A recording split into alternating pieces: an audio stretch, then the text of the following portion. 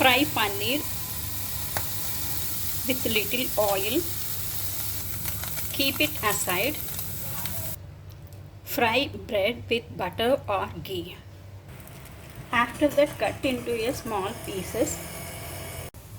Take a pan, add oil, jeera, urad, curry leaves. After splattering mustard, I am going to add onions. After that, tomatoes.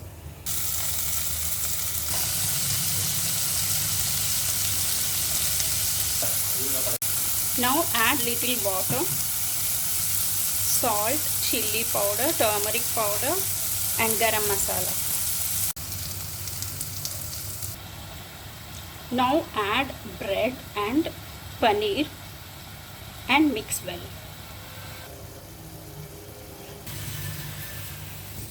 Here I took some curry and mix with paneer. Finally add paneer and mix well. You can add coriander leaves, lemon if you want. Our paneer bread upma is ready to serve. Thank you for watching. Please like and subscribe my channel. Have a nice day. Bye.